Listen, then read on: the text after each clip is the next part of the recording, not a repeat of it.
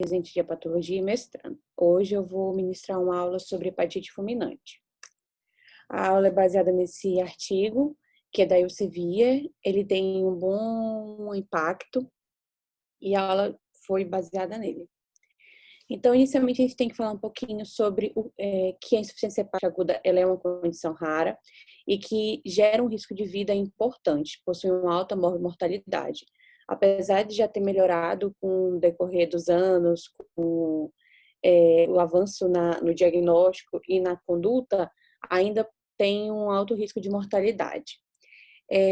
O meu paciente que tem insuficiência hepática aguda, ele tem necrose hepática, ele tem alteração da coagulação, então, normalmente eu vou ver isso através ou do alargamento do TP ou do INR, e eu vou ter alteração mental, normalmente cefalopatia, que a gente já falou em outras aulas, que pode variar de acordo com o grau, de 1 a 4, que seria coma. E é importante eu estar falando que, para eu definir como hepatite fulminante, esse meu paciente ele não pode ter um quadro de cirrose sabidamente conhecido. E a doença ela tem que ter um tempo de duração abaixo de 26 semanas, que dá ali aproximadamente 6 meses. A exceção, que eu estava até discutindo com a doutora Fernanda de cedo, é o caso de doença de Wilson, vírus de hepatite B e pacientes com hepatite autoimune. Só que assim, eles podem ter essa doença, já ser cirróticos, porém a doença tem que não ser sabidamente conhecida. Então, não sendo nenhuma dessas três, o meu paciente ele não pode ter um diagnóstico de hepatopatia prévia para eu poder definir como hepatite fulminante. Ela é uma entidade distinta de uma exacerbação aguda de doença, então ela não é uma doença crônica que agudiza.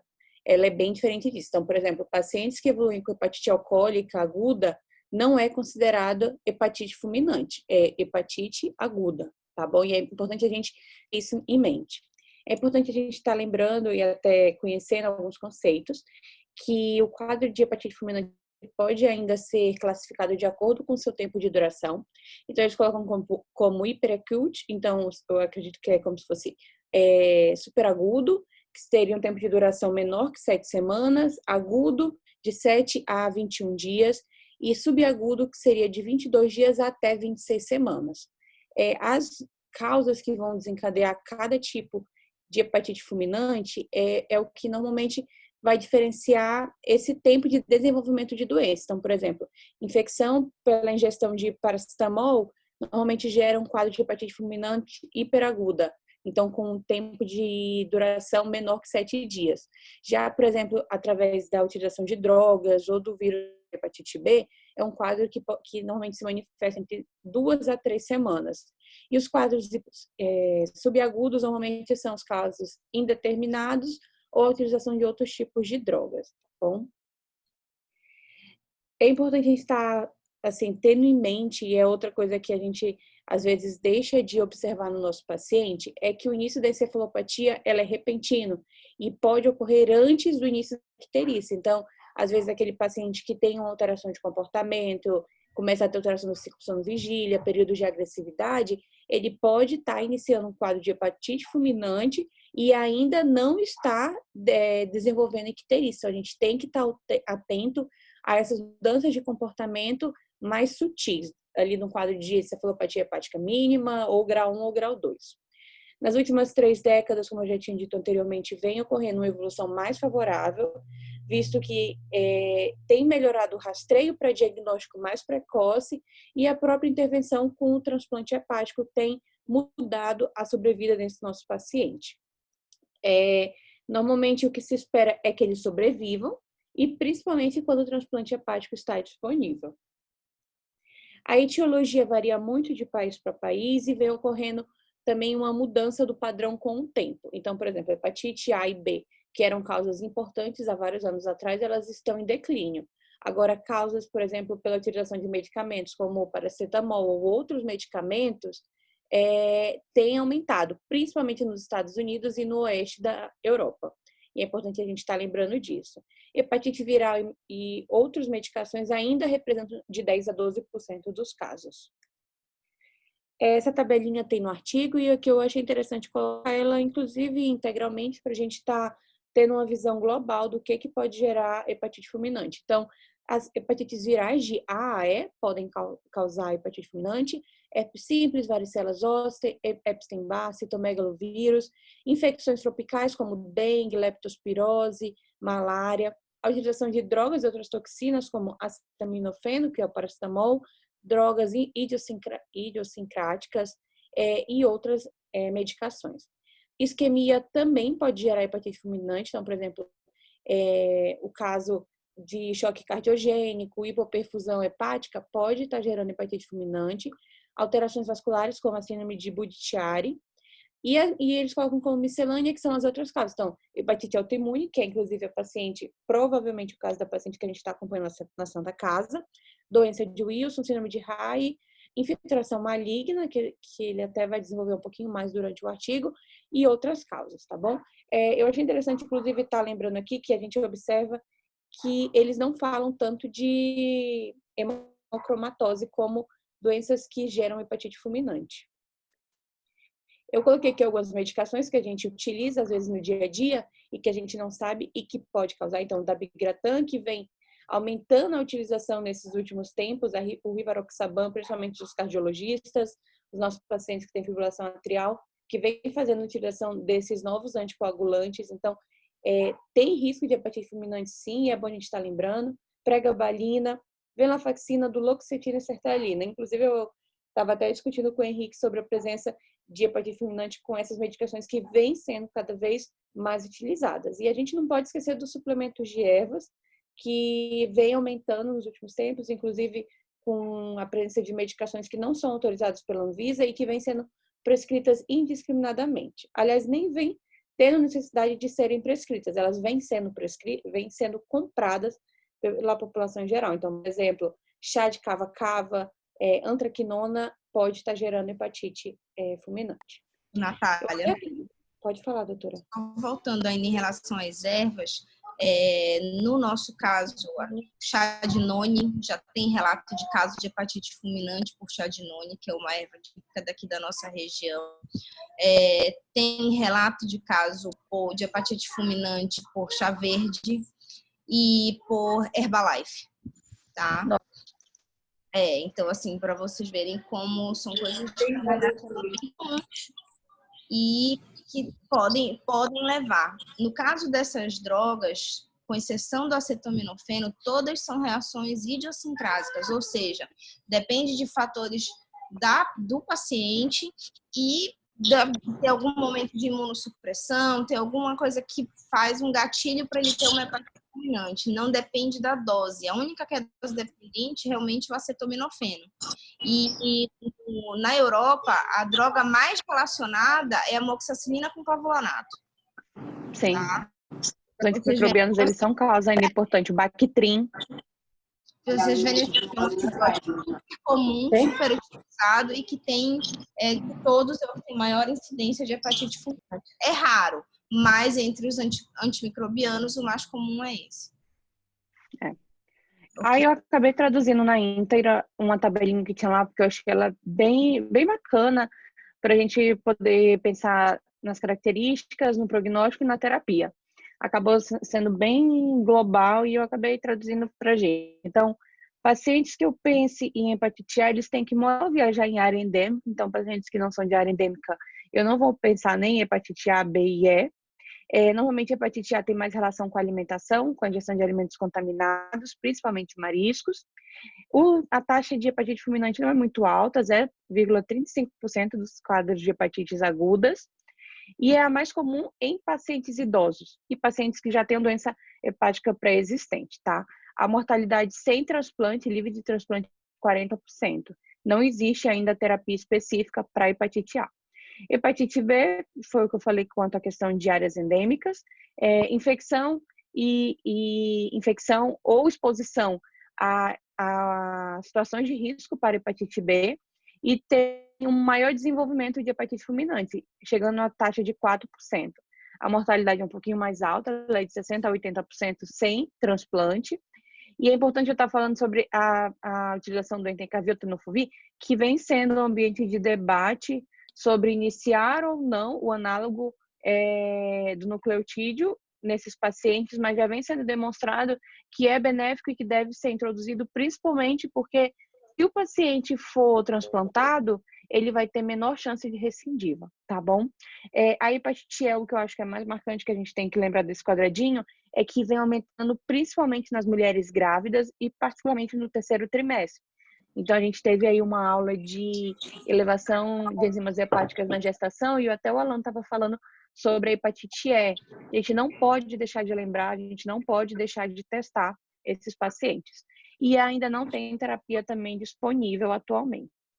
Sobre o paracetamol, foi aquilo que a doutora Fernanda estava falando, tem relação dose dependente, então tem que ter uma ingestão aí de 7,5 a 10 gramas dia, ou seja, isso são basicamente 20 comprimidos de 500 miligramas, é uma quantidade razoável, mas já vem sendo registrado pacientes que fizeram uso de 4 gramas, mas são pacientes que já têm alto risco de lesão hepática, como, por exemplo, pacientes alcoólatras, cirróticos, ou que estão fazendo extração de alguns medicamentos que modificam o citocromo hepático. Lembrar que, normalmente, eu não tenho tanta elevação de bilirrubina e eu tenho acidose metabólica importante com elevação de lactato. Posso ter insuficiência renal e pancreatite nesses pacientes, então eu tenho que estar de olho. Normalmente, o que eu acho interessante da gente lembrar da intoxicação por paracetamol é que já existe uma terapia bem empregada até, que é a utilização do N-acetilsalicílico. Então, é um medicamento que deve ser feito, que a gente não deve esquecer e que normalmente não tem tanta dificuldade da gente encontrar por aí nos hospitais. Eu vou acabar fazendo 150 miligramas quilo em bolos. Oi, doutor. É N-acetilcisteína, não É N-acetilsalicílico, N-acetil... tá? Desculpa, eu falei errado. Tá. Tudo bem. É o Fluimucil. N-acetilcisteína. Então, eu vou fazer 150 miligramas quilo em 15 minutos nesse meu paciente. Posteriormente, eu vou estar fazendo 12,5 miligramas quilo hora durante 4 horas. E, posteriormente, eu vou estar fazendo 6,5 miligramas quilo hora durante 16 a 20 horas. O tempo que eu vou ficar fazendo isso ainda vem levantando discussão, mas o Colégio Europeu acabou orientando que seja realizada no máximo durante 5 dias nesse nosso paciente. Casos de ele não relacionados ao paracetamol, a exposição a outros medicamentos, e aqui está aqui a questão da amoxicilina. Nos Estados Unidos, a causa mais comum ainda são os antimicrobianos não relacionados ao paracetamol, no caso. É mais frequente em pacientes idosos ou lactentes, normalmente de 4 a 8 semanas. Também pode ter associado reações de hipersensibilidade, então a gente tem que estar lembrando disso, tá? E eu acho interessante a gente estar pensando aqui também que tem um curso mais subagudo, então é um paciente que eu posso pensar que é cirrose e ainda não é. A mortalidade sem transplante chega a 70%.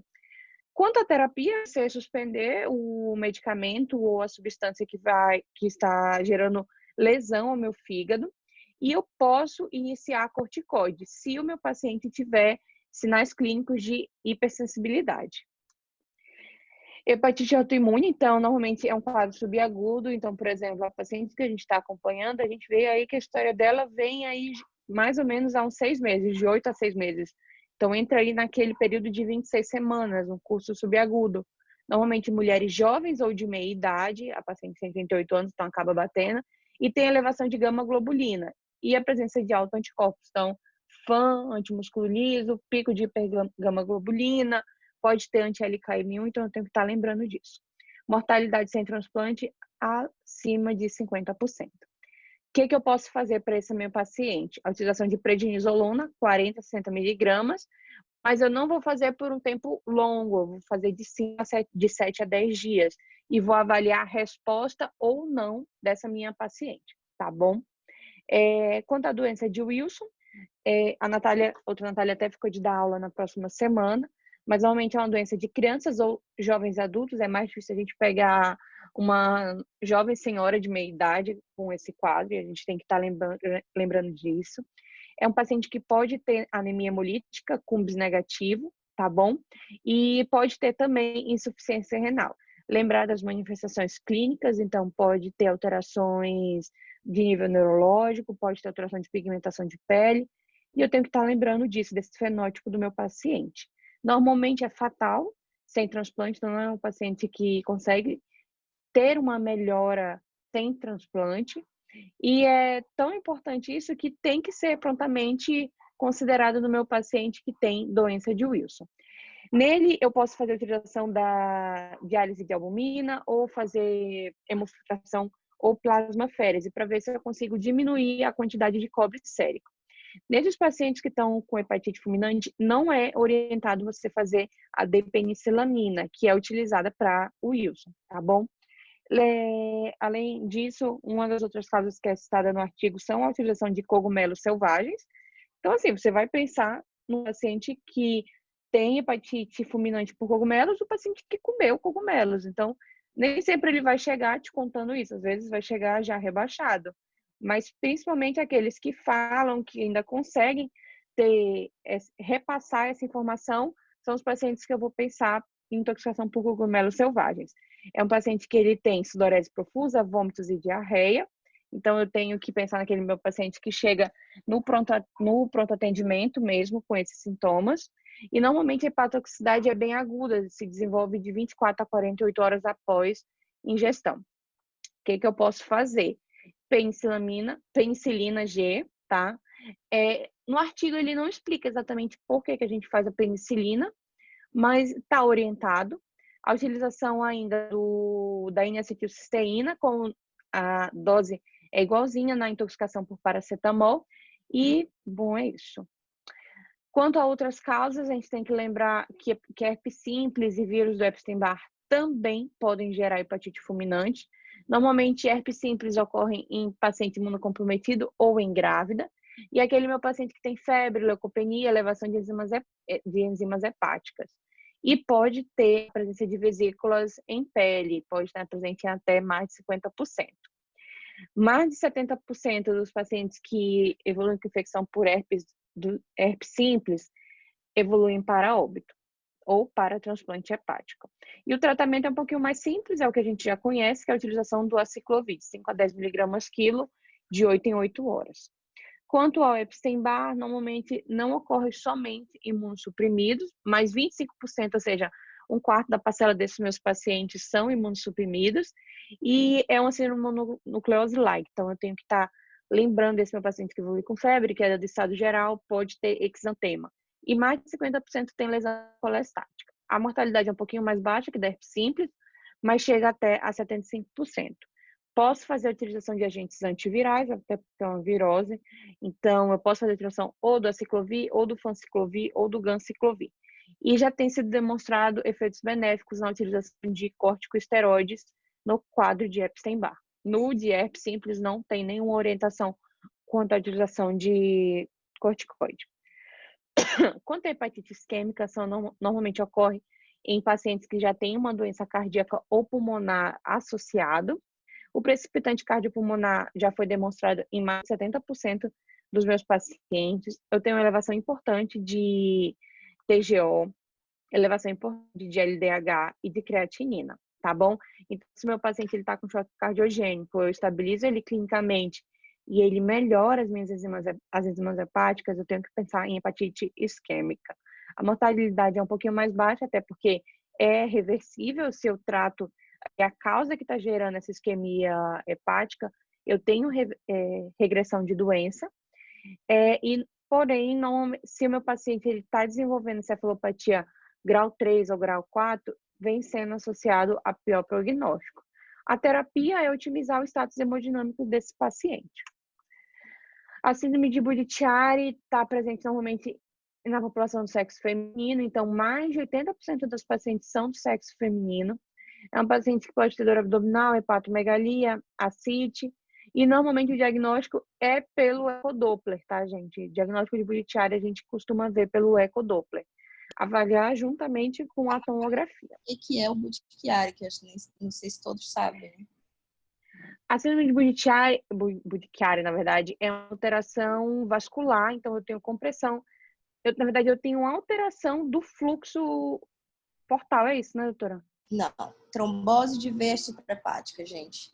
Tá? São pacientes que têm trombofilia e que desenvolvem, por algum motivo, algum gatilho, desenvolve uma trombose aguda de veias suprahepáticas. Então, esse paciente tem um bloqueio agudo do efluxo, não é? Todo o sangue portal não consegue ter vazão, e esses pacientes fazem um quadro agudo que pode, inclusive, fulminar.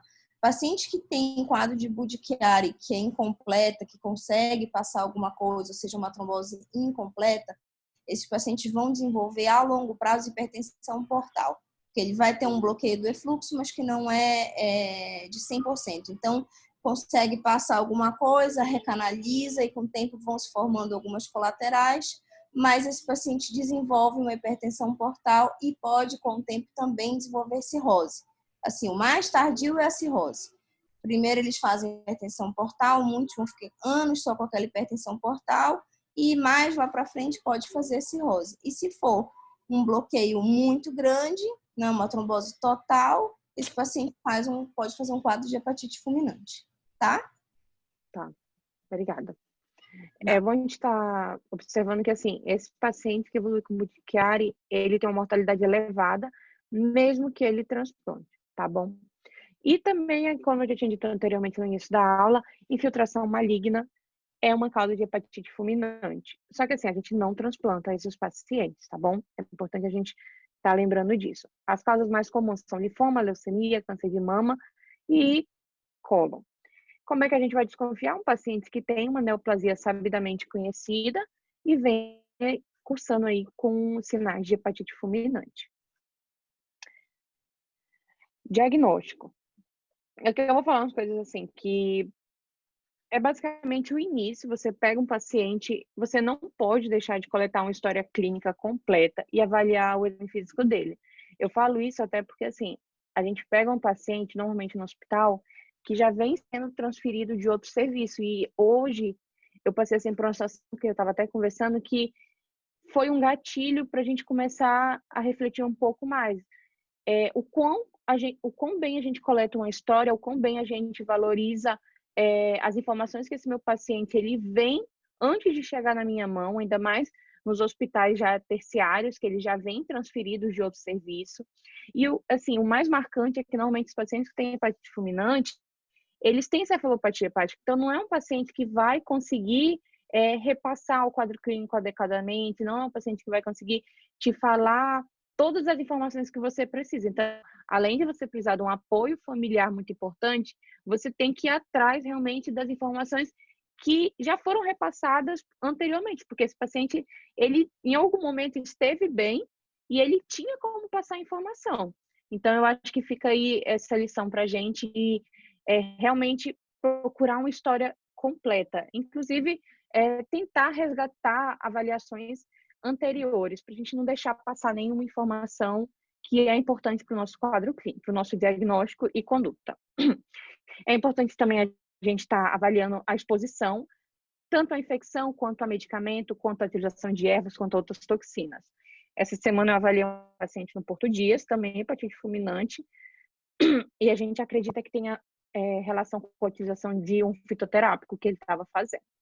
Ele começou a fazer fitoterápico há 7 dias, e há mais ou menos 2 dias ele começou a evoluir com queda do estado geral, mal-estar, fadiga, e quando ele foi para o pronto atendimento ser avaliado, ele estava com 4.000 de TGO e 5.000 de TGP. Então, a gente acredita aí que tem a relação com esse fitoterápico. O que eu vou avaliar inicialmente no meu paciente? Bioquímica dele, então, eletrólito é importante eu estar avaliando todos, inclusive o fosfato, porque o fosfato ele pode ser sinal de mau prognóstico e pode também me orientar com relação à intoxicação por paracetamol, que eleva bastante o fosfato. Realização de gasometria, hemograma, tipagem sanguínea, até pensando em transplantar esse seu paciente, você já tem que ter uma tipagem sanguínea. Dosagem de paracetamol, se disponível no seu serviço, não é disponível globalmente, mas, enfim, existem outros marcadores que podem nos orientar, como o próprio fosfato. Você tem que testar o seu paciente para sorologia, então não pode esquecer hepatite A, B, C, D, E, tá bom? Teste para doença de Wilson, então ceruloplasmina, cobre urinário, anticorpos, inicialmente a gente pode pensar em infante, músculo liso, talvez um anti-LKM1, uma gama-globulina e testar a gravidez em mulher, tá bom? Os adultos da proteína do paracetamol, normalmente eles são liberados durante a quebra do nosso hepatócito. Então, quando o hepatócito está sendo lesado e ele ocorre a lise dele, eu tenho a liberação desses adultos. E são esses adultos que eu vou conseguir diagnosticar a nível de soro. Então, são eles que são coletados para você fazer o diagnóstico de intoxicação por paracetamol. É um teste rápido e útil, tá bom? E até porque você fazer o diagnóstico de intoxicação por paracetamol muda toda a sua conduta, né? Você tem já uma terapêutica bem empregada. E o mais interessante, que eu até coloquei essa informação, é que nos Estados Unidos, quase 1/5 dos casos foi demonstrado que tem elevação de adultos de paracetamol no soro, sugerindo que, assim, a toxicidade pelo paracetamol pode ter alguma relação com esses casos, tá bom? Não tem como a gente afirmar. Se for realizar biópsia hepática, eles orientam a realizar via transjugular, mas geralmente ela não é recomendada. Pode ser realizada em casos de hepatite autoimune, doença hepática metastática, linfoma ou vírus da herpes simples. O vírus da herpes simples eu até fiquei realmente assim, um pouco em dúvida de por que, assim, o que faria eu biopsiar o meu paciente que eu desconfio de herpes simples? Não sei. Porque é um paciente que... Normalmente, todos esses pacientes já têm sorologia positiva para herpes. Praticamente eu não vou biopsiar, né?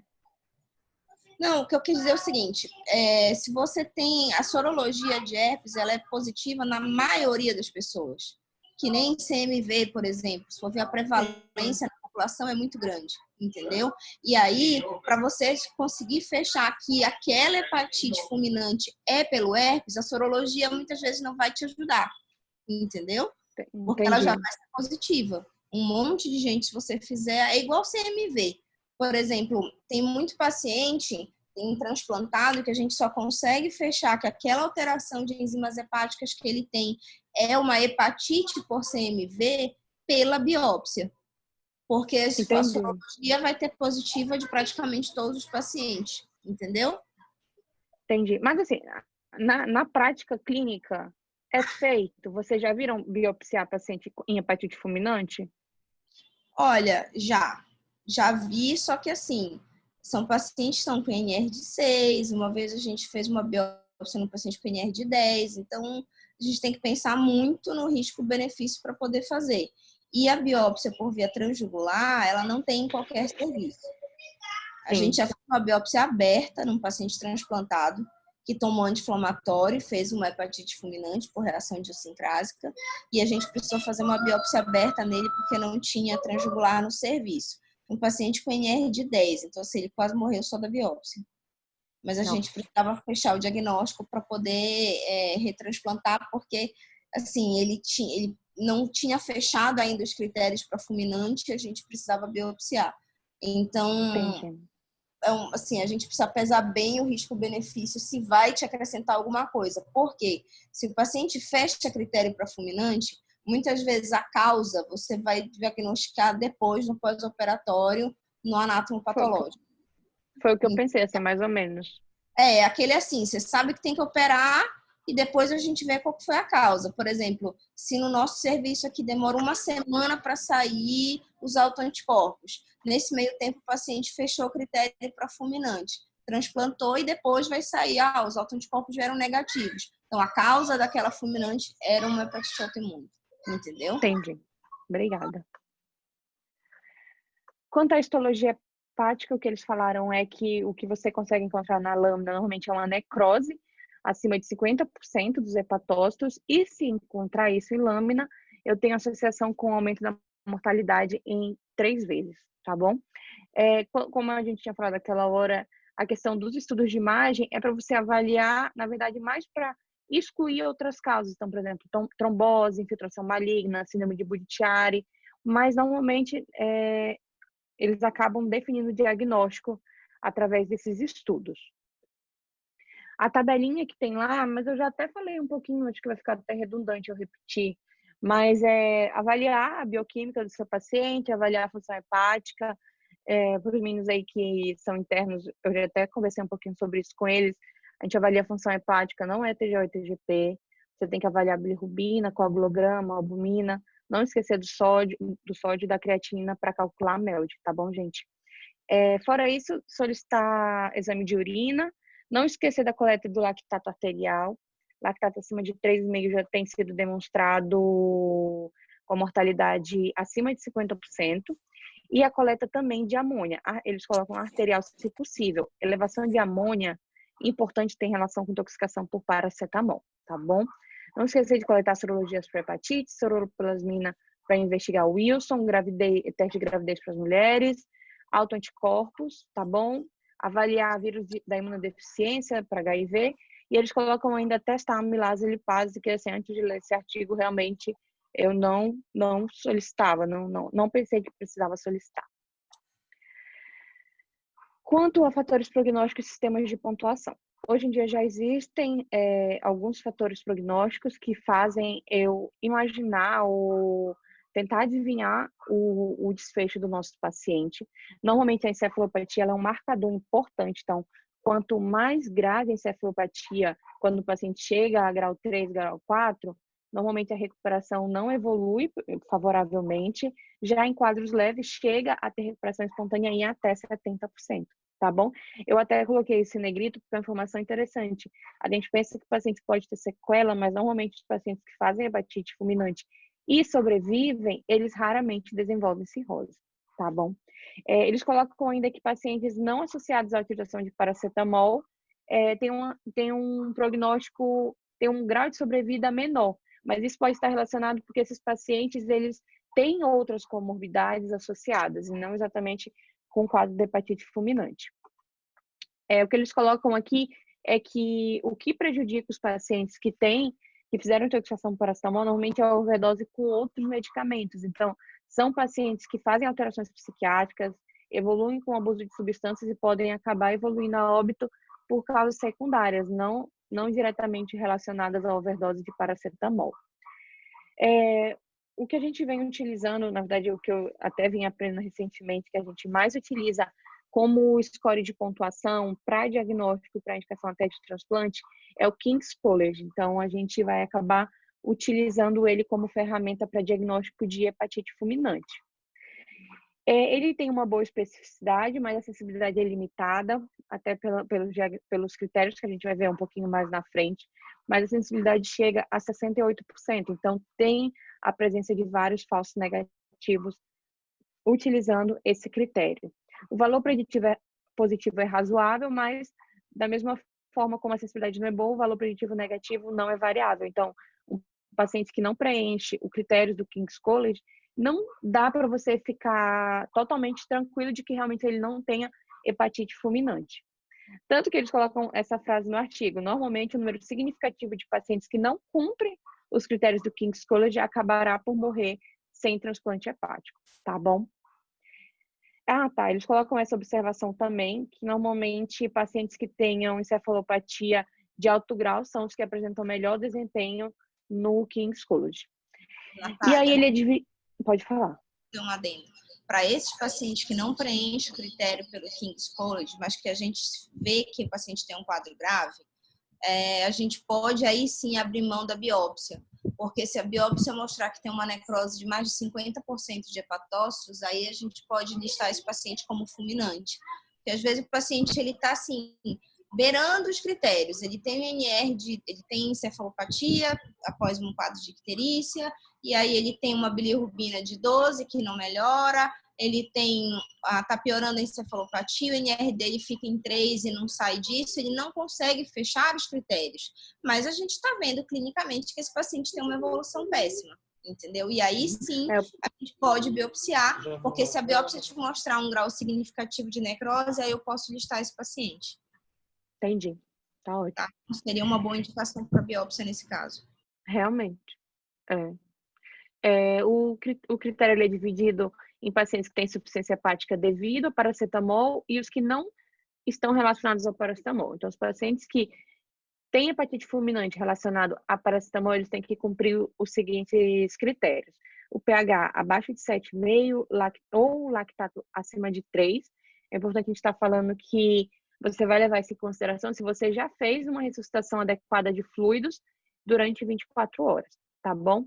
E tem que ter todos os critérios. Então, tem que ter encefalopatia grau 3 e 4, creatina acima de 3,4 e INR acima de 6,5. Então, para eu pensar em hepatite fulminante por paracetamol, tenho que ter acidose, tá bom? Tenho que ter elevação de lactato ou elevação de lactato, encefalopatia, creatina e elevação de INR, com os valores que eu falei anteriormente.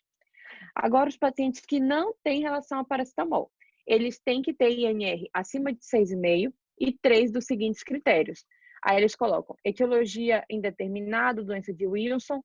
Não, eles colocam que dos pacientes que vão fechar, os que têm etiologia, os que têm mais prognóstico desfavorável são os de causa indeterminada, os que têm relação com doença de Wilson e os que fizeram reação idiosincrática.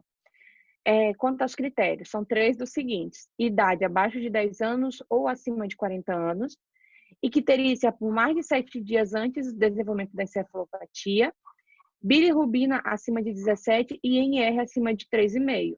Então, por exemplo, a paciente que a gente está, ela tem o INR, assim, eu acho que ela não chegou a 6,5, não, ela era 5,8, mas ela tem icterícia. Doutora, como é que a gente ia fechar a hepatite fulminante para ela?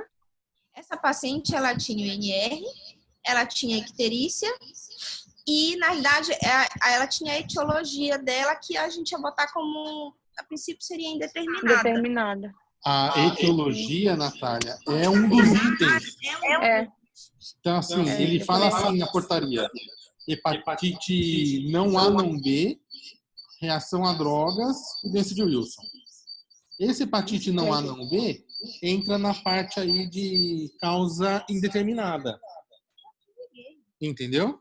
Entendi. Então assim, se for B, não lista? Hã? Se for B, não lista? Lista, mas não usa isso de critério. Precisa ter outros desses aí. Vê que são 5. Precisa ter no mínimo... precisa ter 3 dos 5. Tá bom. Entendeu? O INR, ele funciona como valor isolado? Acima de 3,5, sim. Ou o outro ali de baixo, do 3,5. Ou 3 dos 5, 2, né? Que aí seria 3,5. Isso. Então é assim. Tá bom. Encefalopatia, tá? É grave. INR acima de 6,5 já indica o transplante. Tá bom. Entendeu? Entendi. Eles falam ainda sobre os critérios de Clichy, até porque esses critérios estão presentes na portaria, eu abri a portaria também, e são os 2 critérios utilizados para listar o paciente como hepatite fulminante. Então, são pacientes que têm encefalopatia grau 3 ou grau 4 e tem uma das condições abaixo. O que vai depender é da idade do paciente. Se ele for maior de 30 anos, ele tem que ter um fator 5 inferior a 30%. Agora, se ele for menor do que 30 anos, ele tem que ter um fator 5 inferior a 20%. Então, eu tenho que dosar o fator 5 para eu avaliar critérios de Clichy para esse meu paciente. Gente, assim, lá no Einstein, utiliza muito, assim, dosa mesmo? Dosa sempre, viu? Na mesma rotina. Tá bom. A gente não dosa na Santa Casa ainda, né? Ainda não. Tá. Em breve. E aqui eu coloquei Tá bom. E aqui eu coloquei a portaria que rege o transplante hepático, ela é bem grande, mas eu coloquei exatamente a parte que fala um pouquinho sobre a questão da hepatite fulminante. Então, serão considerados critérios de urgência para priorizar pacientes que são potenciais receptores de fígado, os quadros abaixo. Então, eles colocam insuficiência hepática aguda grave, definida como desenvolvimento de encefalopatia até 8 semanas após o início da icterícia, em pacientes sem doença hepática pré-existente, que preencham critérios de indicação de transplante, ou pelo King's College ou pelo Clichy. Tá bom, gente? Então, é isso que rege a portaria.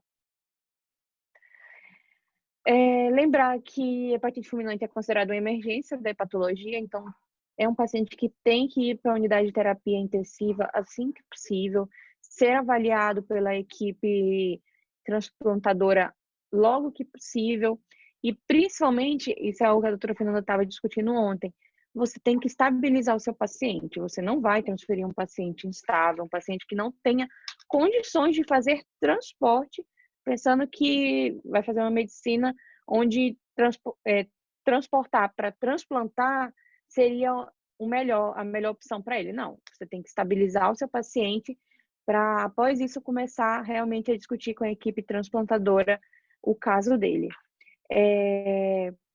Normalmente, os pacientes que têm associação à utilização de paracetamol podem cursar com recuperação de lesão, então podem não evoluir para transplante hepático.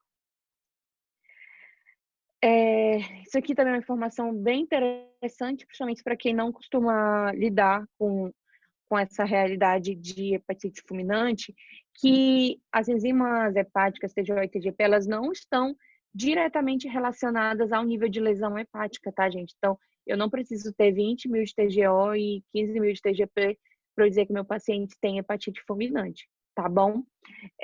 O que eles colocam, e até a informação para a gente levar em consideração, que como é grave e é raro hepatite fulminante, a maioria das intervenções que eu vou falar daqui para frente, elas ainda não foram avaliadas num estudo bem planejado, porque normalmente ou o paciente acaba que ele já transplanta pelo prognóstico e necessidade de intervenção precoce. Então, os estudos eles ainda precisam ser melhores aprofundados. E aquilo que eu disse, pacientes com hepatite fulminante têm que ser admitidos o mais precocemente possível em unidade de terapia intensiva. Isso aqui até para os meninos que estão rodando lá com a gente esse mês. Gente, chega até deu uma tristeza quando eu estava estudando isso, porque a gente começa a ver o tanto de coisa que a gente deveria estar colocando mais na prática e infelizmente ainda não consegue.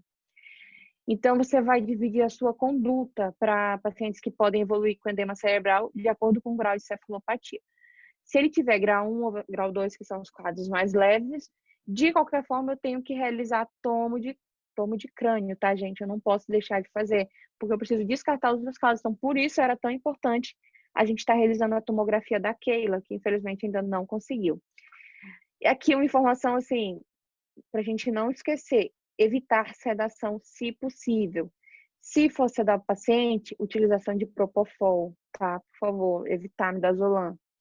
Lactulose pode ser utilizado, mas assim, lembrar que não é o mesmo mecanismo da encefalopatia hepática, que pode ter efeitos adversos da utilização da lactulose, ainda mais se você for transplantar esse seu paciente. Pode acabar gerando um efeito negativo no trânsito gastrointestinal. Se o paciente ele tem encefalopatia grau 3 e 4, eu vou continuar fazendo o que eu já estava fazendo, tá bom? Pro grau 1 e grau 2, mas nesse meu paciente eu posso acabar tendo que evoluir para intubação orotraqueal. Se for necessário, possivelmente eu vou necessitar de sedação. Não esquecer de levar a cabeceira a 30 graus, tá bom? E a gente tem que avaliar a utilização de dispositivos de monitoramento de pressão, tá bom? Infelizmente também não é uma realidade tão comum, nem na maioria dos hospitais você acaba tendo uma equipe de neurocirurgia que possa estar fazendo avaliação de pressão intracerebral, mas é necessário, é indicado e a gente precisa saber que deveria ser realizado. Quanto à convulsão. E o controverso, Natália? Tem centro que faz, tem centro que não faz. Não é. Só que assim, clinicamente falando, se eu tenho uma paciente que ela tem sinais de hipertensão intracraniana, eu acho que monitorizar ou saber se dá para fazer alguma conduta neurocirúrgica até para fazer descompressão é válido, doutor. Mas essa é a minha avaliação, né? O que eu penso sobre o monitoramento, né? Não invasivos. Existe a RSVO2. A SVO2 é regional.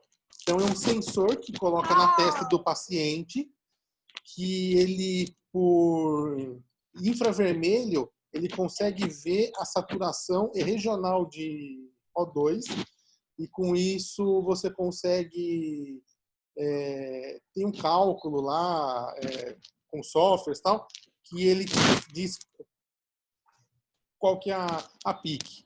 Então, ele é um adesivo só tendo disponível métodos menos invasivos, né? Menos invasivos. Tem centro, por exemplo, lá o King's College faz. Lá na França, em Clichy, já não faz. Então... eles falam um pouquinho mais para frente que assim, a monitorização, ela é controversa e nem sempre é indicada. Na verdade, o que eles colocam são alguns critérios que te orientam os pacientes que realmente necessitam de monitorização. Pode não ser são feito todos. Doppler também, transcraniano, Sim. entendeu? Assim, que esse é muito mais Esses fácil, outros métodos, o que eles ainda precisam é de mais validação, mais né? O validação. que eles falam no artigo é que Padrão ouro vem sendo estudados, mas que ainda precisam de maior validação em estudos mais robustos, né? De certa forma. Mas assim, a verdade é que quando tem edema na tomografia, é meio que um não retorno. Um sinal de... Um ponto de não retorno. eu vou falar Então, um pouquinho mais disso lá na frente. tomar essas medidas antes de ter edema, entendeu? Hiperventilar, sedação com propofol, deixar Salina hipertônica. escuro, sem som alto, sem barulho, né? Esse tipo de coisa. Sim. E aí, gente, o que nós temos de medidas intervencionistas para esse nosso paciente que evolui com elevação de PIC, da PIC? Eu posso fazer a utilização do manitol em bolos intravenoso de 0,25 a 1 grama quilo, tá bom? O que eles falam do manitol é que existem estudos que demonstram que tem melhora na sobrevida do paciente e que acaba retardando a herniação de tronco. Só que não evita. Então, a utilização do manitol pode ser feito, pode ser empregado, é o que nós temos de opção, mas não é uma indicação absoluta de que vai melhorar a PIC do seu paciente. Orientam ainda a utilização de solução salina hipertônica, então a minha média de sódio para esse paciente é de 140 a 150, e eu posso praticar hiperventilação, como o doutor Rafael já tinha falado. Só que o que eles falam da hiperventilação e que a gente tem que ter em mente é que o efeito ele é bem curto. Então, eu não vou esperar que eu vou ficar hiperventilando meu paciente durante 48 horas e que isso vai ser benéfico para o seu paciente. Até porque a hiperventilação tem estudos que demonstram que pode gerar lesão isquêmica no seu paciente pela vasoconstrição. Então, pode ser empregada para evitar herniação iminente. Mas lembrar que a hiperventilação ela é válida em curto período, tá bom? Quanto à infecção, o que eles colocam são até algumas informações, na verdade, a gente já deveria estar inserido na prática mesmo dos cuidados intensivos. Então, é um paciente que eu tenho que fazer vigilância contínua, eu tenho que fazer um tratamento guiado através de culturas. Eles não orientam fazer profilaxia, não é orientada ainda, não foi comprovado benefício, apesar de já terem alguns estudos que demonstram que pode ter um impacto positivo, mas ainda não é orientado. Quando que eu vou fazer cobertura antifúngica? Quando o seu paciente ele já está fazendo antibiótico de amplo espectro e não está tendo resposta. Aí eu vou associar um antifúngico para esse seu paciente, tá bom? Natália. Opa, quem perguntou aí? Eu. Pode falar, né? De cara, então, entra com CF metro. Assim, não tem essa orientação expressiva, entendeu? Na Posso verdade, responder, Natália? Pode, Só que você falou que não tem uma orientação específica. O que acontece? Não tem, esse é o pior nível de evidência que a gente tem para recomendação é em relação ao uso de antibiótico na hepatite fulminante, tá? Assim, os estudos mostram que tem benefício, mas não é um nível de evidência A. Porém, a gente sabe que mais de 80% dos pacientes com hepatite fulminante vão ter quadro infeccioso e as principais causas de morte são sepse e edema cerebral.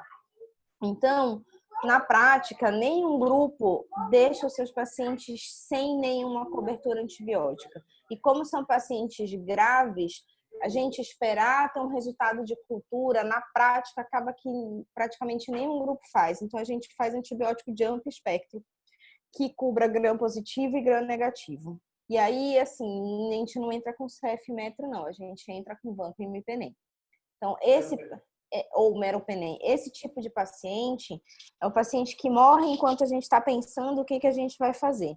Então, a gente precisa ter condutas realmente agressivas. Mais agressivas.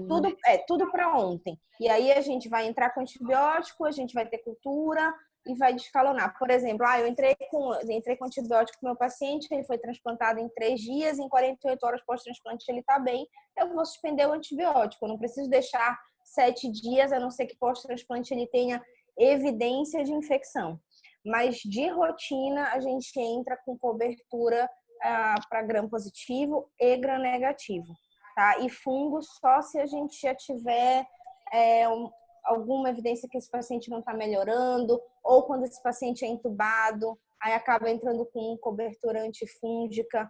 Assim, na prática, os pacientes, quando entram para o transplante, já estão recebendo antifúngico, tá? Mas de cara, pelo menos, vancomycin ou vancomycin. Esses pacientes são muito lábeis e muito graves, então a gente tem que entrar com chumbo grosso.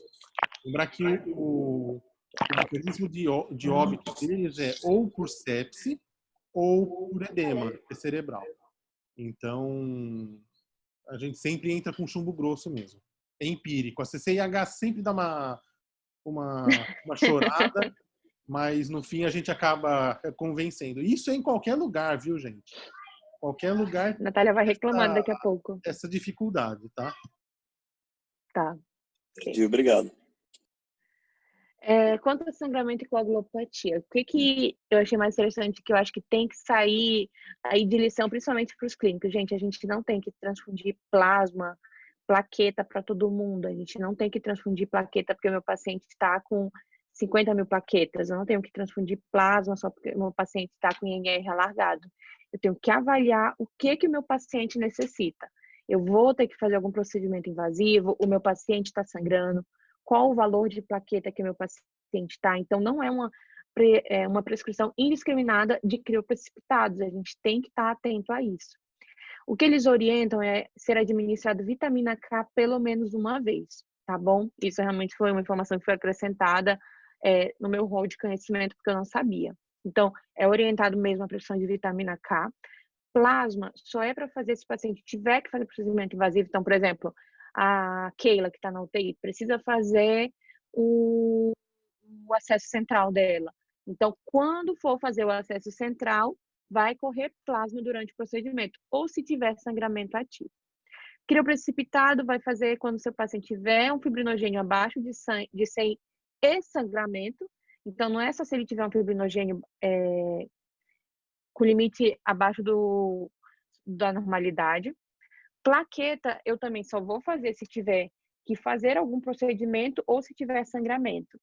E só vai transfundir o seu paciente se ele tiver hemoglobina abaixo de 7.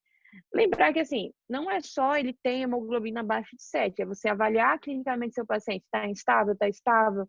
Só que pensando em hepatite fulminante, é um paciente grave. Então, você tem que levar em consideração mesmo que a meta é hemoglobina acima de 7, tá bom? Então, por exemplo, a Keila está com 6,8, está sangrando via cavidade oral, ela tem indicação de fazer transfusão de hemácias, tá bom? Agora, eu também não vou querer transfundir 3 bolsas de hemácias para minha paciente ficar com HB de 10. Quanto menos a gente pode transfundir a nossa paciente, melhor, menos sensibilizado o paciente vai ficar.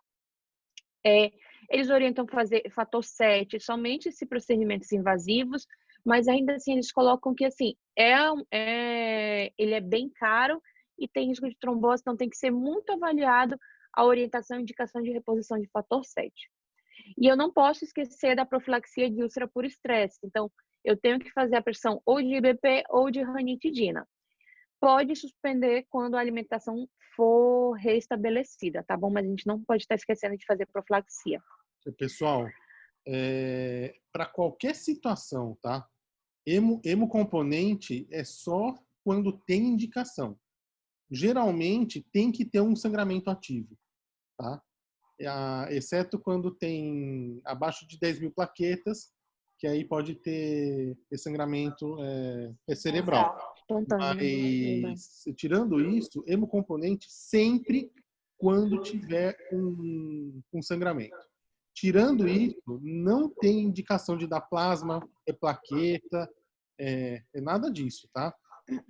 Já tem sobre concentrado, tem um monte de estudo mostrando principalmente hemorragia digestiva, que você deixar acima de 8 aumenta a mortalidade.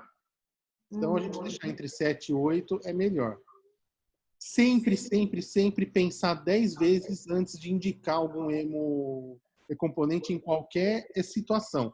Geralmente não tem indicação. A gente usa muito e usa muito errado.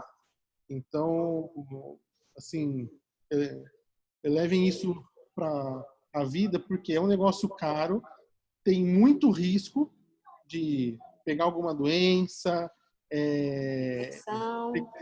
aumenta o risco de infecção fúngica, aumenta a inflamação, reações fugiu o termo, a transfusão, injúria, sensibilização, né? Sensibilização. Imagina você transfundir um paciente desse que já está recebendo uma tempestade de citocina. Assim, esse paciente é um paciente de mais risco para fazer trale, por exemplo. A gente já teve um paciente que morreu na sala depois no final do transplante porque fez um puta trale depois de politransfusão. Entendeu? Então, assim, a gente tem que sempre pensar, porque esses pacientes, assim, eles não têm um problema só, eles têm vários ao mesmo tempo. Então, a gente tem que ver se vai realmente ajudar, por exemplo, falando num cirrótico de uma maneira geral. Ele tem 50 mil plaquetas, ele convive com as 50 mil plaquetas dele até ele transplantar ou até ele ir a óbito. Não adianta você ficar transfundindo plaquetas se o paciente está lá bem, não está sangrando, não vai fazer nenhum procedimento invasivo, entendeu? Não adianta ficar sofrendo. Ele tem 50 mil plaquetas e ele vai viver com isso. Ele tem 20% de TP e ele vai conviver com isso. Ele vai voltar para casa com 20% de TP, enquanto ele está na lista para o transplante. Se ele não for fazer nenhum procedimento invasivo, não adianta ficar fazendo transfusão, porque esse paciente ele tem falando do cirrótico, por exemplo, tem uma doença hepática crônica que leva a distúrbio de coagulação. Então, a gente vai resolver aquilo momentaneamente, enquanto o paciente continua com os mesmos distúrbios. Ok? É verdade. Ok.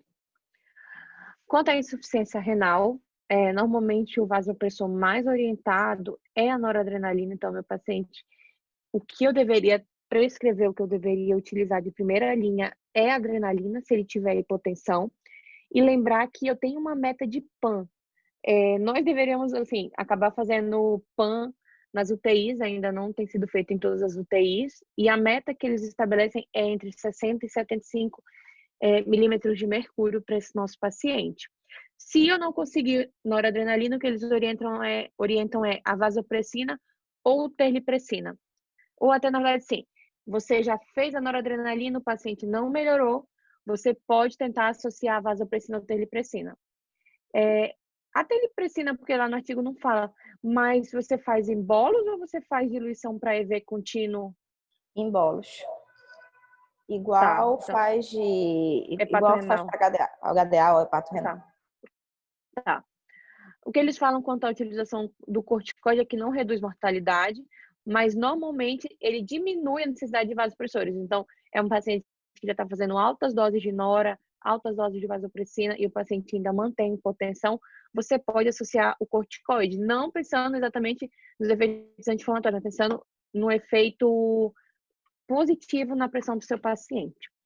Lembrar de evitar agentes nefrotóxicos, então a gente tem que estar de olho nos antibióticos, que têm efeitos nefrotóxicos sabidamente conhecidos, e sobre os modos contínuos de hemodiálise, que são melhores indicados para esses pacientes, porque tem uma menor alteração de fluxo no nosso paciente, então ele faz menos hipotensão.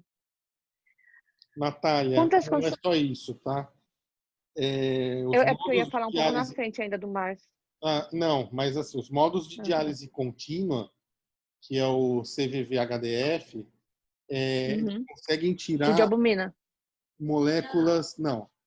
Diálise. Ele está falando de diálise renal. Sim. Tá. Eles conseguem tirar moléculas com peso molecular um pouco maior, que são as citocinas inflamatórias. Então acaba, mesmo sem ser o MARS, que você vai falar aí, a diálise contínua acaba ajudando muito esses casos. Fazer essa remoção, né? Os que são associados à albumina. Além de ajudar a não instabilizar o paciente. Tá.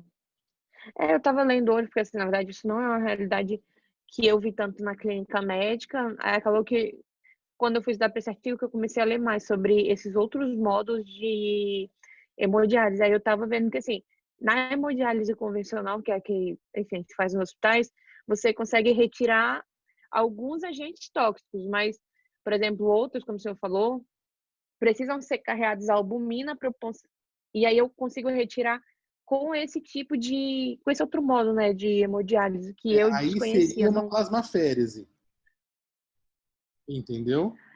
Então, assim, isso é um outro tipo, é uma hemodiálise, mas é um outro método, outro tipo de membrana, sim, que consegue tirar outros tipos de moléculas.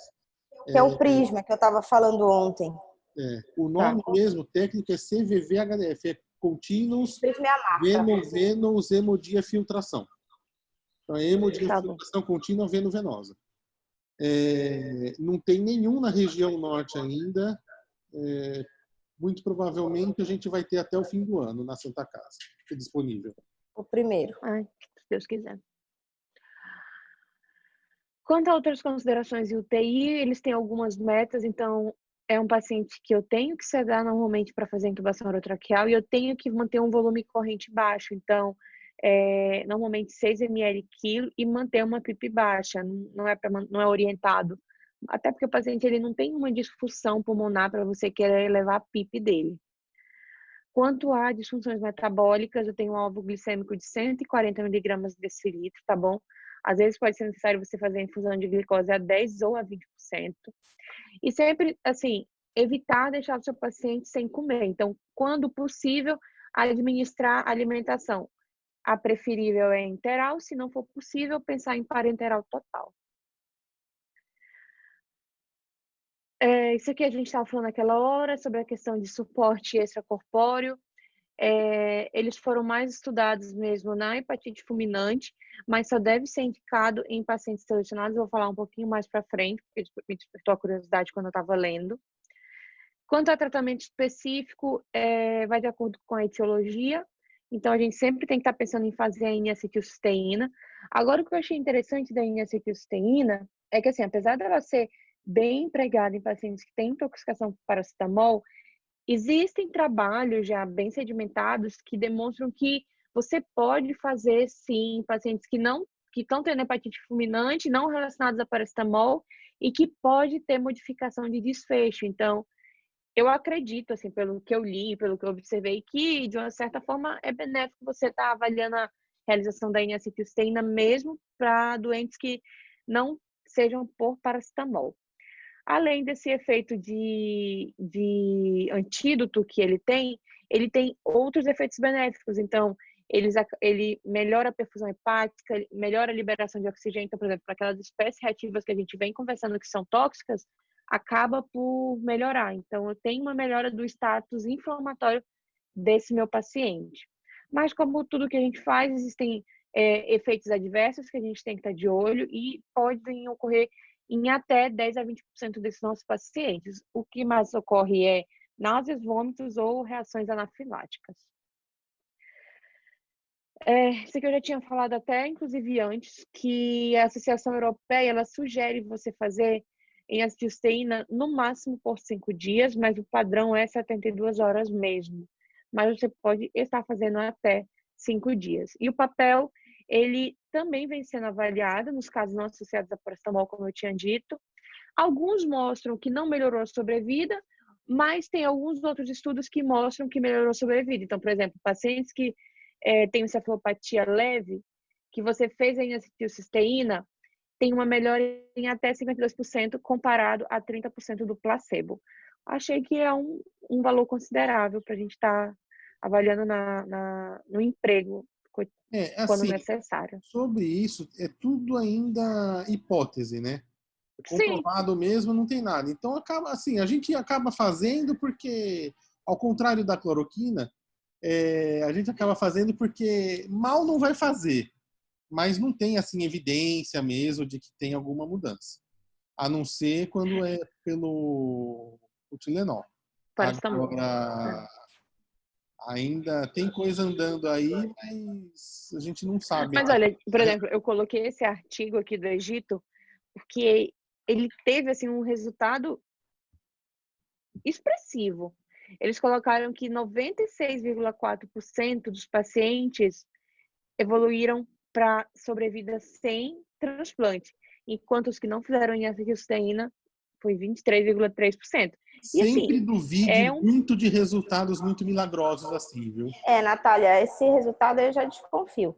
E assim, para cada artigo com um resultado X, você vai achar pelo menos uns 5 que tem um resultado completamente contrário.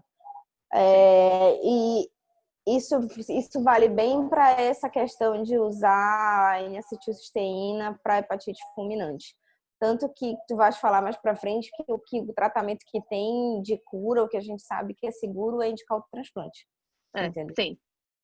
Tudo que a gente faz, na realidade, é uma ponte para ver se o paciente não morre e consegue chegar numa condição razoavelmente boa para o transplante, entendeu? Tudo que a gente faz é no sentido de manter o paciente viável para conseguir trocar o fígado. Quanto à utilização de corticoides, como eu já tinha dito, é muito de acordo com a etiologia. Então, por exemplo, pacientes com hepatite autoimune, pacientes que têm reações de hipersensibilidade ou vírus Epstein-Barr, eu posso estar realizando o emprego do corticoide. Em um estudo, foi demonstrado que, assim, apesar de ser orientada a se realizar naquelas etiologias, não foi associada a melhora na sobrevida global do nosso paciente, tá bom? Na verdade, o que foi demonstrado é que pacientes com MELD bem elevado, então MELD acima de 40, tiveram uma diminuição da sobrevida. Então, indicar corticoide para esse paciente, eu já fiquei assim, fica aí um alerta maior da gente estar avaliando, até porque às vezes a gente chega nas unidades de terapia intensiva e estão fazendo corticoide às vezes sem nem saber para quê. Terapia para o vírus da hepatite B eu tinha já orientado, que normalmente vem sendo fortemente considerado, principalmente em candidatos a transplante hepático, tá bom? Até porque a supressão pode ajudar na recuperação e, se transplantar, evitar a recorrência de hepatite B pós-enxertia. Quanto a encefalopatia hepática e edema cerebral, como já foi bem sabidamente falado, são as principais causas de morte no paciente que tem alteração. Normalmente a incidência hepatite fulminante, são os pacientes que têm hepatite fulminante. Normalmente a incidência tanto de edema cerebral quanto de hipertensão vem diminuindo ao longo do tempo, pode refletir principalmente melhoras na prevenção e na indicação precoce do transplante hepático. No entanto, que eles falam que uma vez que o paciente desenvolve edema cerebral e hipertensão intracraniana, normalmente está associado a uma sobrevida muito baixa. Então, se você encontra isso no seu paciente, já é um sinal de mau prognóstico e te faz reavaliar a indicação do transplante, até contraindicar o transplante nesse paciente. A patogênese ela é multifatorial, tem relação também com a hiperammonemia, assim como na encefalopatia hepática, tem relação com a síndrome da neuroinflamação que esse nosso paciente tem, a resposta inflamatória sistêmica, ruptura de barreira hematocefálica que gera edema vasogênico, disfunção endotelial e outras causas. Então, a gente percebe que realmente a causa ela é multifatorial, tá bom? Fatores de risco para encefalopatia hepática e edema cerebral. Sexo feminino, idade, insuficiência renal aguda, necessidade de vasopressor e necessidade de diálise, tá bom, gente? Então, isso aqui é basicamente tudo que a nossa paciente está apresentando no momento. Quando que eu vou suspeitar de edema cerebral e hipertensão intracraniana? Quando meu paciente começa a ter hipertensão, bradicardia, que a paciente está apresentando, hiperventilação, alteração nos reflexos, seja pupilar ou seja óculo-vestibulomotor, mioclonia ou descerebração. Lembrar que a ausência desses sinais não indica ausência necessariamente de edema cerebral, mas que se presença desses sinais, provavelmente o paciente ele tem mesmo já um edema cerebral significativo. Aqui o que eles colocam no artigo, e é até importante a gente estar observando, é um paciente que na tomografia A, que ele está com hepatite fulminante, então é um paciente que ele já tem um edema cerebral importante, ele já tem apagamento de sulcos e giros. E aqui eles colocam que nessa região B, são 5 dias após essa primeira tomografia, e já demonstra piora do apagamento dos sucos e giros e sinal eminente de herniação. Então, assim, a tomografia serve para realmente estar fazendo primeiro para descartar outras causas e segundo para a gente estar fazendo acompanhamento dessa lesão desse nosso paciente, tá Lembra bom? da tomografia que eu mostrei hoje da paciente lá de Castanhal? Sim, Igualzinho. nossa, sim. É mesmo? Eu acho que tá quase igual já a B mesmo ali. Não via nada de sulcos e giros. Nada E mesmo. a paciente lá de Castanhal está convulsionando, né? É. Ou seja, acho que Péssimo. sinal de hipertensão intracraniana, provavelmente. Sim. Isso aqui foi o que a gente, inclusive, ficou discutindo bastante aquele momento da aula, que, assim, a utilização dos dispositivos ainda é bem controversa e a prática vai variar mesmo do centro. Tem centro que orienta, tem centro que não orienta. E, assim, fazendo ou não a prática do monitoramento, já foi demonstrado que em 10% ocorre hemorragia intracraniana espontânea. Então, enfim, para que eu monitoro o PIC? Só para a gente estar, assim, sedimentando alguns conceitos. Porque eu posso, através da PIC, monitorizar pressão de perfusão cerebral. E, através da avaliação dessa pressão de perfusão cerebral, eu vou conseguir avaliar se meu paciente tem hipoperfusão ou não. Pacientes que têm hipertensão intracraniana refratária ou diminuição da pressão de perfusão cerebral podem ser contraindicados para o transplante hepático. Eles orientam uma má recuperação neurológica, sugerem uma má recuperação neurológica. Aqui foi o que eu tinha dito, que a Associação Europeia ela orienta você a realizar, sim, um monitoramento invasivo da PIC, mas são em grupos selecionados. Então, são pacientes que já têm coma grau 3 e grau 4 e são de alto risco. Aí tem lá alguns critérios para você considerar o seu paciente de alto risco. E nesses é, sim, orientada a realização do monitoramento invasivo. Como a gente até tinha adiantado, já existem algumas avaliações não invasivas, então, por exemplo, ultrassom transcraniano, ultrassonografia ocular, mas ainda vem sendo assim, depende muito do serviço, depende da disponibilidade e ainda necessita de mais trabalhos que possam comprovar realmente a sua eficácia. A lactulose pode ser empregada, principalmente em pacientes que têm encefalopatia hepática leve, tá bom? Mas, assim, tem um efeito limitado, não é somente o mesmo efeito da encefalopatia hepática. E tem isso aqui, o uso excessivo pode levar a dilatação intestinal durante o transplante, a gente tem que estar de olho. Aqui sobre o Lola, para quem não conhece o Lola é um medicamento que a gente utiliza no paciente que tem encefalopatia hepática, mas, assim, no paciente que tem hepatite fulminante não teve bons resultados, não diminuiu a amônia, não melhorou o nível de consciência, não melhorou a sobrevida, então não foi indicado, tá bom? Pacientes que têm encefalopatia grau 3 e 4, não esquecer que intubação é obrigatória. Se necessário, sedar o nosso paciente, gente, pequenas doses de Propofol, tá bom? Até porque o Propofol ele pode, assim, não utilizar benzodiazepínico no nosso paciente que está com alteração hepática é prioridade. Então, se for possível, utilizar Propofol. Isso aqui que a gente já tinha conversado, manter a cabeceira elevada a 30 graus e simulação, a dor deve ser minimizada. Então, um paciente que deve ter uma sedanalgesia adequada. A gente já tinha conversado sobre o manitol. O manitol melhora a sobrevida, mas é, assim, um efeito também de curta duração e normalmente não é eficaz em casos de hipertensão intracraniana grave. A dose pode ser repetida se a osmolaridade sérica for abaixo de 320 miliosmol por litro. E lembrar sempre dos efeitos adversos, hiperosmolaridade, hipernatremia, sobrecarga de volume. Então, é um paciente que a gente vai realizar, mas tem que monitorizar de perto. Sobre a hiperventilação, a gente já tinha conversado um pouquinho. A gente hiperventila o nosso paciente, normalmente para levar pelo aumento do PCO2 e diminuição da PO2 a uma vasoconstrição e, dessa forma, redução da PIC. Esse é o nosso objetivo ao hiperventilar o nosso paciente.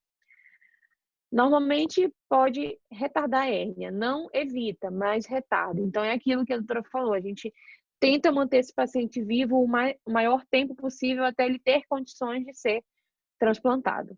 Tá bom?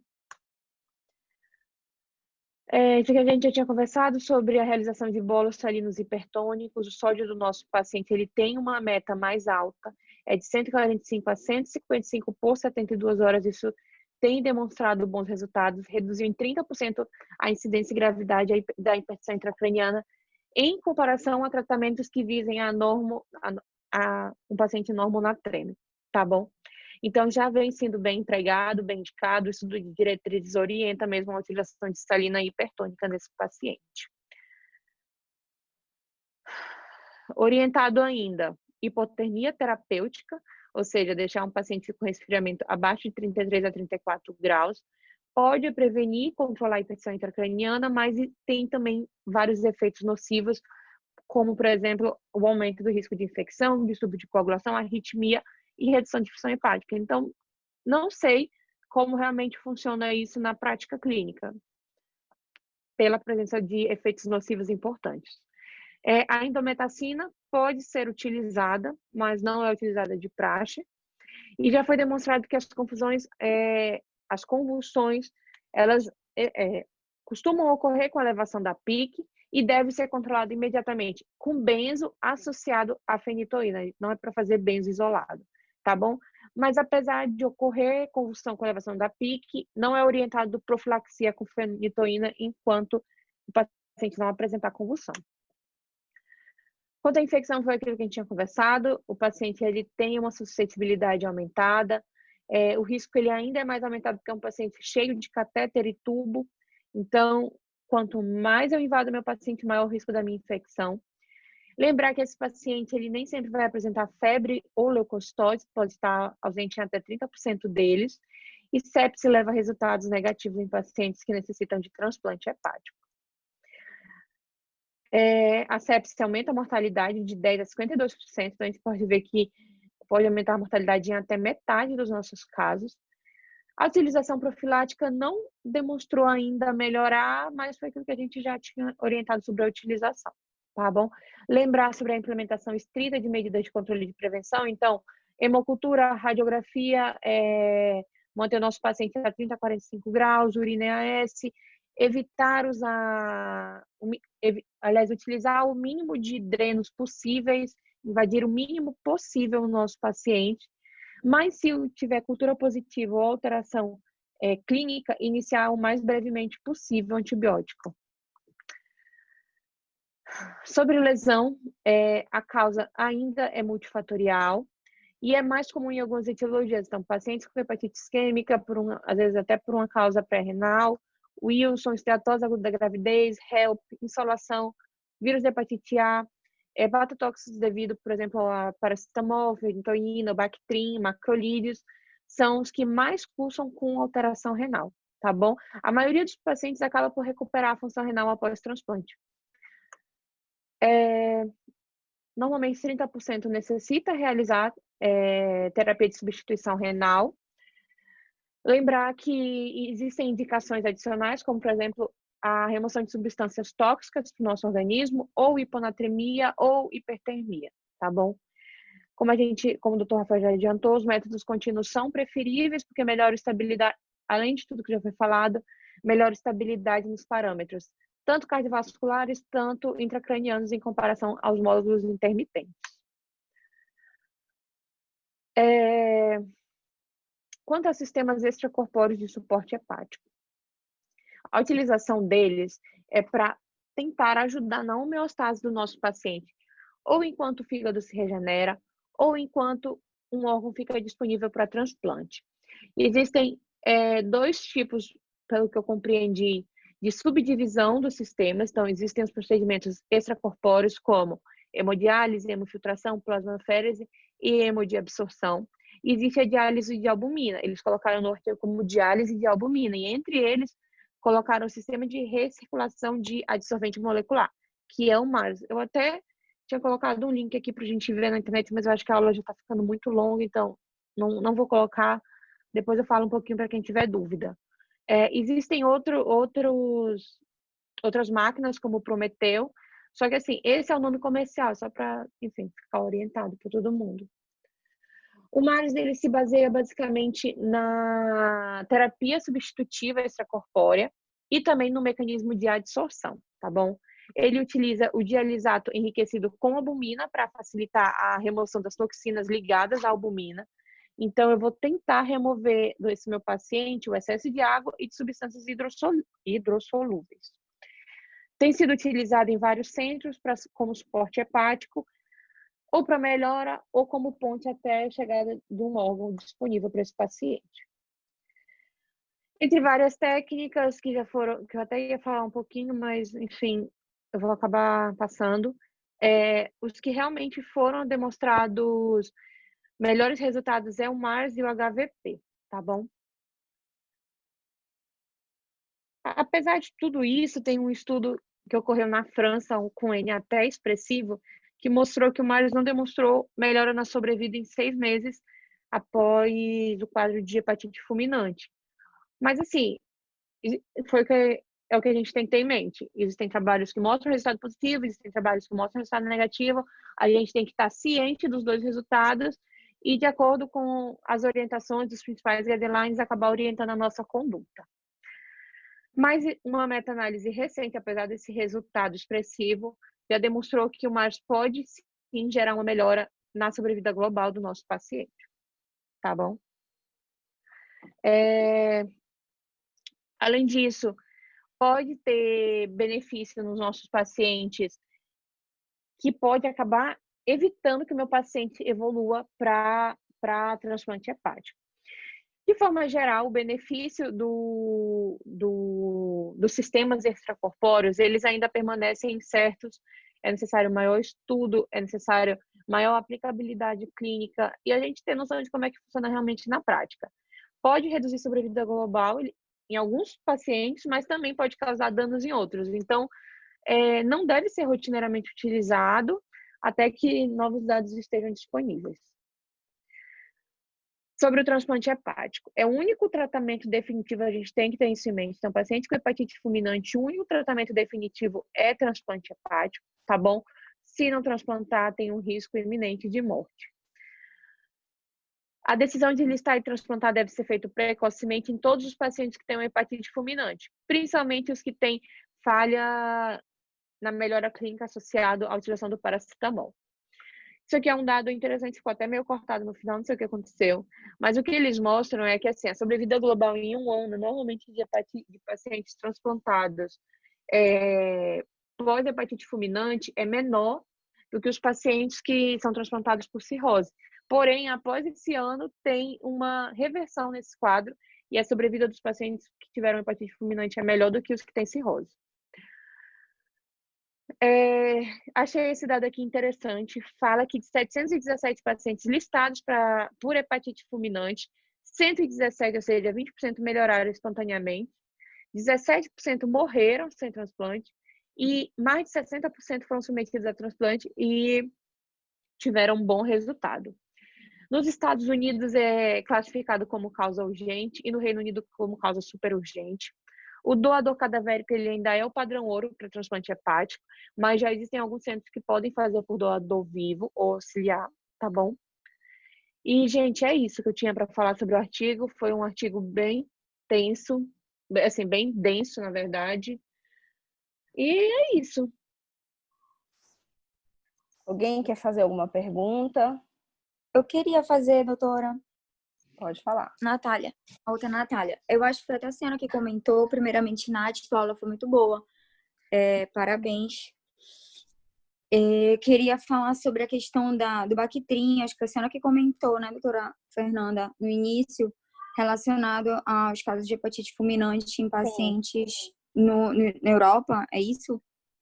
Na Europa e nos Estados Unidos, em relação a drogas idiosincrásicas, os mais comuns são a amoxicilina com clavulanato e o Bactrim, a sulfa, sulfa, a combinação lá, que agora esqueci o nome.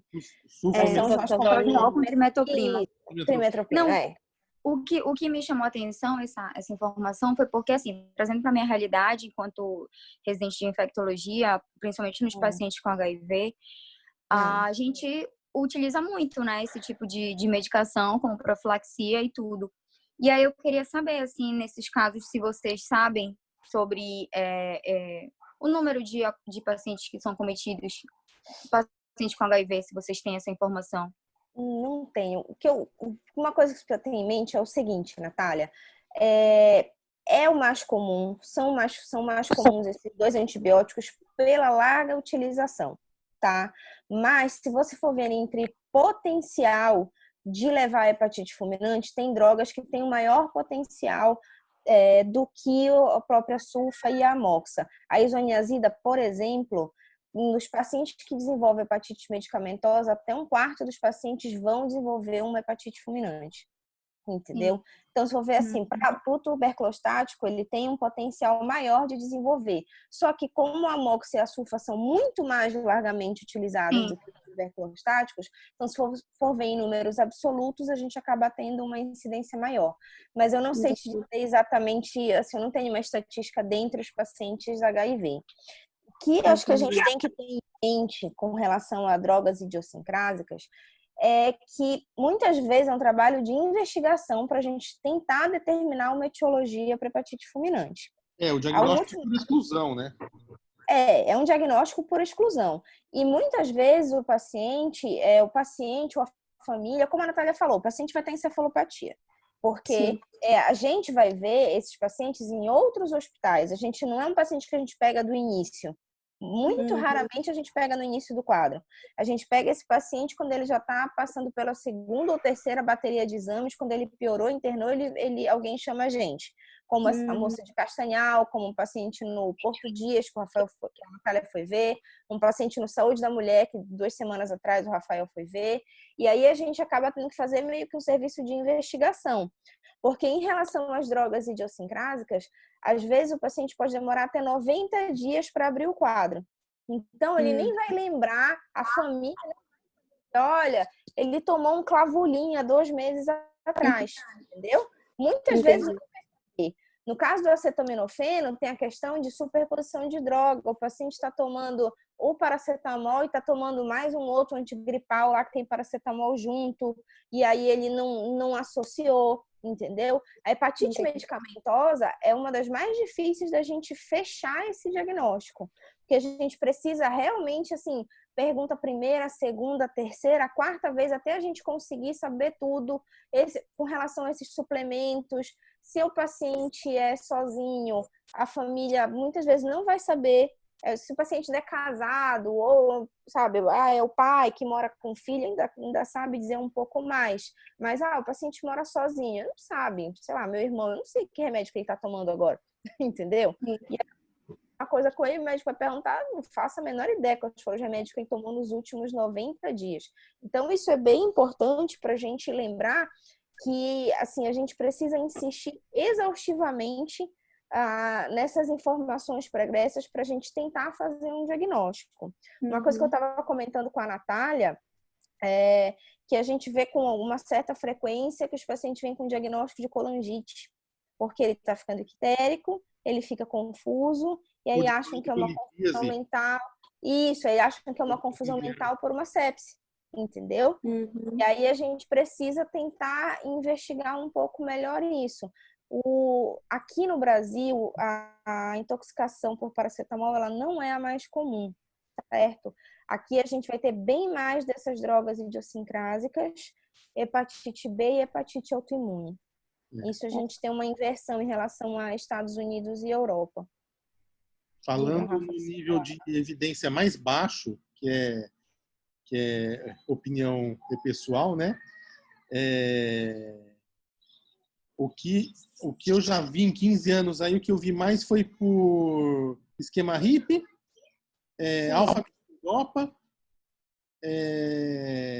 fitoterápicos e chás e algo assim. Hormônio. Bomba. Eu não vi, o paciente não chegou a fulminar, mas eu já vi bastante hepatite aguda grave. Paciente com enzima estourada, NR2, mas não chegou a fazer encefalopatia. E tô tentando lembrar o anti-inflamatório, que é o Tilatil. Que é o... não tome Tilatil, gente. O Tenoxicam. O Tenoxicam dá muita hepatite e eu já vi algumas fulminantes. Eu acho que o que precisa ficar dessa aula é mais aí para os mais novos aí, é que, assim, é uma coisa muito grave, com uma mortalidade muito alta, que a gente tem que ter um alto índice de suspeição. Então, assim, pegou um doente ictérico, de início Recente. jovem, principalmente, já E fica com distúrbio de coagulação. em pé. E aí checar o INR e encefalopatia. E sempre ter o radar aí atento para, se achar que chama alguém, entendeu? Igual no fim do ano me chamaram para ver uma paciente a beneficente, ela estava lá entubada, sedada, vinha fazendo esquema de TB, enfim, ela tinha o critério do King's A Francisca. Ela chegou em São Paulo no domingo de madrugada, eu a vi no sábado à tarde, ela chegou em São Paulo no domingo de manhã, segunda-feira ela fez o transplante. E ela passou comigo essa semana em consulta e está ótima. Essa paciente tem 38 anos, a Francisca. De 38 anos com 5 filhos. Então, assim, a gente pode mudar o desfecho desses pacientes. Essa menina que está lá em Castanhal, 17 anos e vai morrer, porque ninguém se atentou que podia ser uma fulminante, entendeu? Isso acho que é a mensagem principal dessa. Para vocês terem uma ideia, essa paciente que o Rafael está falando da beneficência portuguesa, lembra, Rafa? O plantonista do dia tinha assistido uma aula de hepatite fulminante no curso do Einstein, e aí ele pensou, será que pode ser? E aí ligou pra gente. Entendeu? Então, pelo menos assim... Já tinha ido gente lá, pedido CPRE, e não sabia o que fazer, porque queria uma colangio-ressonância. Então, assim, é um diagnóstico que não é fácil. É fácil. Acho que a primeira coisa, não é fácil. Realmente, a gente não espera que o generalista faça. Especialista, não é? Vocês só vão fazer se tiverem a suspeição. Então, precisa ter isso sempre em mente. Ainda mais você que vê esses doentes HIV, de TB e tal, sempre ficar de olho em enzima, icterícia, porque mais cedo ou mais tarde você vai ver, você vai ter um caso desse, entendeu? Sim, com certeza. Natália, se um paciente que faça tá fazendo esquema HIP, ou tá tomando os antirretrovirais, o paciente que tem só uma alteração leve de enzimas hepáticas é um paciente que a gente pode trabalhar ambulatorialmente. Mas um paciente que faz um quadro de icterícia, esse paciente deveria ser internado, esse paciente deveria ter uma avaliação de perto, entendeu? Principalmente quando a gente está falando da isoniazida. E se o paciente faz alargamento de NR, mais ainda a questão da internação para a gente poder avaliar, porque esse paciente ele tem o risco de evoluir para fulminante. Não é nem uma coisa, hein? NR acima de 1,5. Não, 1,5. Porque assim, a gente está falando de um paciente que era previamente rígido. De repente, esse paciente começou a tomar medicação e ele está ictérico com NR de 1,5. Esse paciente está fazendo uma disfunção hepática. Ele não fulminou ainda, pode não fulminar, mas ele já tem uma disfunção hepática e é uma doença aguda. Teve um paciente na época da nossa residência que foi uma hepatite B aguda. Esse paciente fez 83 de bilirrubina, foi o maior valor que eu já vi. E ele ficou assim, ficava fazendo chegou a fazer 10 mil de transaminases e ficava com NR de 2. Esse paciente passou um mês internado, porque a gente não deu alta para ele enquanto as enzimas não começaram a ter pelo menos uma tendência de queda. O NR começou a baixar lentamente e a bilirrubina quando começou a baixar. Ele nunca fez encefalopatia, mas assim, não tenha dúvida de que esse paciente bateu na porta de ter indicação de um transplante de urgência. Tá? Então, esse paciente não é assim, a gente vê toda semana no ambulatório. Não, esse paciente, nesse meio dessa semana, ele pode fulminar. Outra coisa sobre os métodos de substituição, assim, o MARS é como se fosse uma diálise hepática. mas eu li um trabalho acho que é do ano passado, do fim do ano, que comparou a diálise contínua com o MARS. E isso é feito na mesma máquina, tá? O MARS é um módulo que você usa assim à parte, tem, como é que chama? A solução é diferente e tal, mas usa a mesma máquina. E a diálise contínua foi superior ao MARS. Então é coisa que não está ainda a gente precisa caminhar muito nisso. Então, quando a gente fala que não existe diálise pro fígado, é porque ainda não tem mesmo, né? Isso é usado assim, mesmo onde tem, em casos bem excepcionais, como uma ponte para dar assim algumas horas a mais, umas 12, 18 horas a mais, para tentar vir um fígado aí. Mas assim, é muito caro, e não tem um resultado visível aí. Alguém tem alguma ou quer falar alguma coisa? Eu queria falar uma coisa só. Ó, por exemplo, é que estava desligado o microfone, eu falei e ninguém ouviu. No Einstein tem o MARS, mas não tirou nenhum paciente da lista do transplante até hoje. É utilizado como uma ponte, né? Mas não tira ninguém da lista do transplante nos pacientes de hepatite fulminante. Uma coisa só que eu queria falar um pouco mais é que a Natália falou que a sobrevida no primeiro ano nos pacientes por hepatite fulminante é um pouco menor, nos pacientes transplantados. Ela é menor, gente, mas é 5% menor, tá? Não quer dizer que você transplantar um paciente com hepatite fulminante, ele tem uma sobrevida de 30% no primeiro ano. Não. Assim, nos grandes centros, a sobrevida após o primeiro ano de transplante é em torno de 95%. E por hepatite fulminante, essa sobrevida é em torno de 90%. Então, assim, não é um procedimento experimental, não é um procedimento de risco. O risco muito maior desse paciente morrer é sem realizar o transplante. Quando a gente vê uma sobrevida de 20% sem o transplante, 15 a 20, para uma sobrevida de 90%. 90% com o transplante. A única exceção é realmente a hepatite fulminante por acetaminofeno, que tem realmente uma sobrevida livre de transplante um pouco maior. Mas isso a gente vai ver os pacientes que respondem ao tratamento inicial, enquanto a gente está esperando um transplante, mas esse paciente certamente ele deve ser listado, e aí a gente tem um tempo para avaliar enquanto não chega um órgão. Mas para todos os outros transplantes, o que a gente lê sobre tem uma sobrevida aí de 30% sem transplante, são pacientes em que situações dramáticas ocorreram e que não chegou órgão para eles e que a gente tem que se virar e ir tratando do paciente enquanto não chega um órgão.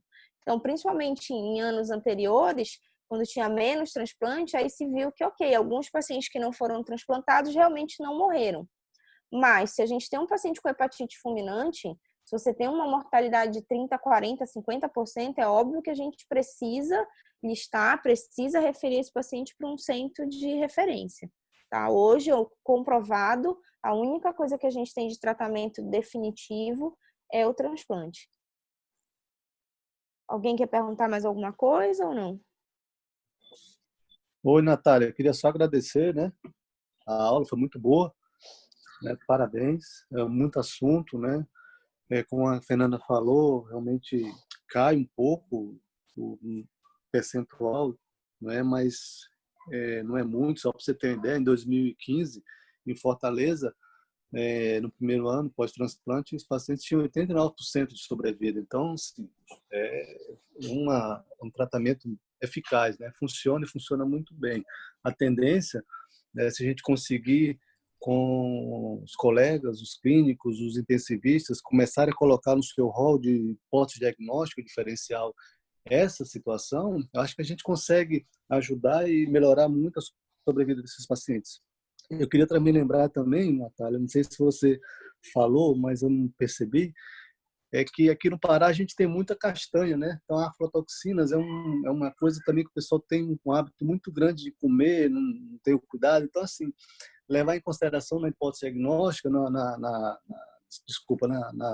avaliação clínica e na história, né, se ele tem um uso, hábito, costume, né, não só de chás, não só de tomar remédio, né, mas assim as aflatoxinas que são presentes nas castanhas daqui da nossa região podem levar também um quadro agudo também, dependendo da situação. Então, é importante também a gente lembrar disso também. Mas, de um modo geral, acho que foi muito boa, muitos assuntos, muita coisa importante, né? O Mars, como disse a Fernanda, não é a oitava maravilha, né? O Rafael também falou, não tira o paciente infelizmente, ainda não temos uma diálise efetiva para pacientes que são hepatopatas, né? Em fase aguda. É uma ponte, né? E isso ajuda bastante, mas não é nada assim que vá trazer e vá resolver o problema do paciente. O problema se resolve mesmo com o transplante, né? Então, é isso aí. Estamos trabalhando para isso, que está no ano que vem estamos realizando os nossos transplantes aqui também. Amém. Um abraço, parabéns pela aula. Bom, gente, acho que é isso. Vamos encerrar, então? Ok? Nada.